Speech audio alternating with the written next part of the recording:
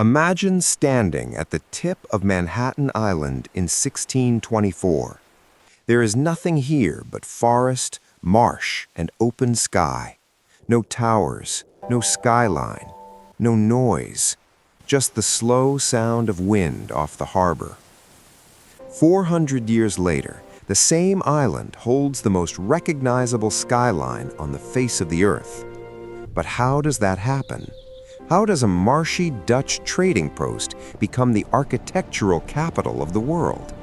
The answer isn't just concrete and steel.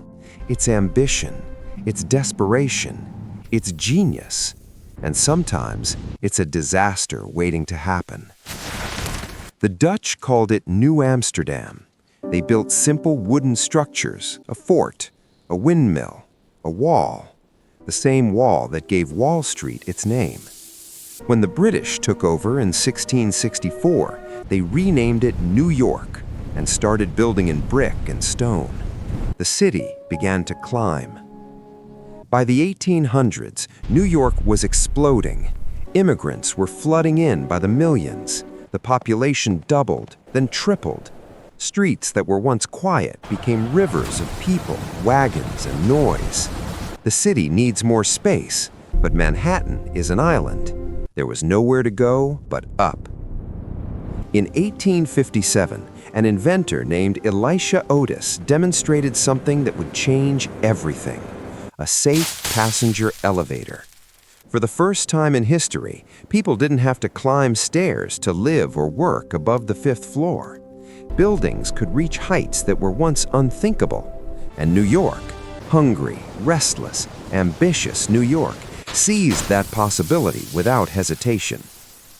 In 1902, the Flatiron building rose from the corner of 5th Avenue and Broadway.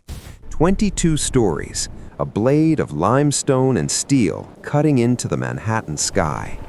People thought it would topple in a strong wind. It didn't. It stood, and it still stands today, a symbol of a city that refused to be told what was impossible. Then came the race. The 1920s and 30s produced the most feverish building competition the world had ever seen. Corporations, bankers, and real estate tycoons weren't just building offices, they were building monuments for themselves. The Chrysler Building went up in 1930, 1,046 feet of Art Deco brilliance, with eagles and hubcaps working into its crown. For 11 months, it was the tallest building on Earth.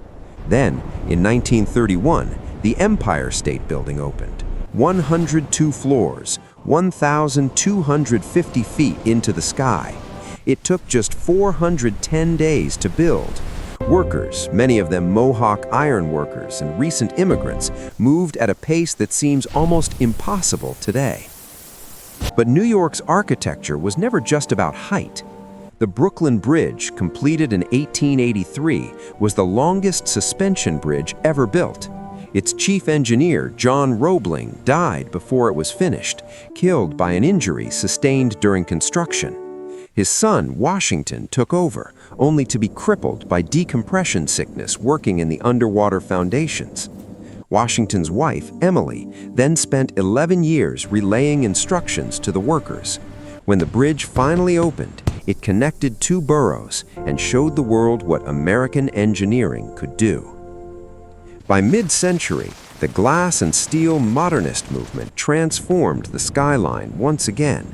In 1958, the Seagram Building rose on Park Avenue, a masterpiece of clean lines and bronze glass designed by Ludwig Mies van der Rohe. It became the blueprint for office towers across the entire world. Then, in 1972 and 1973, the Twin Towers of the World Trade Center opened.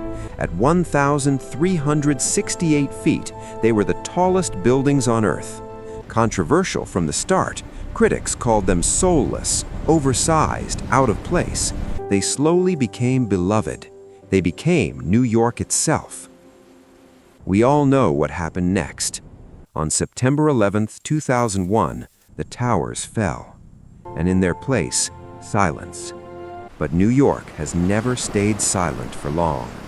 In 2014, One World Trade Center opened, 1,776 feet tall, a number chosen deliberately to echo the year of American independence. Its glass surface reflects the sky. It does not hide, it rises. Today, new towers continue to pierce the clouds over Manhattan.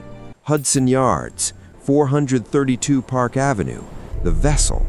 Each one makes a new argument about what a city can be. New York was never given its skyline. It built it, story by story, generation by generation, with the hands of immigrants, engineers, dreamers, and workers who believed that the sky was not a ceiling. It was always just the beginning.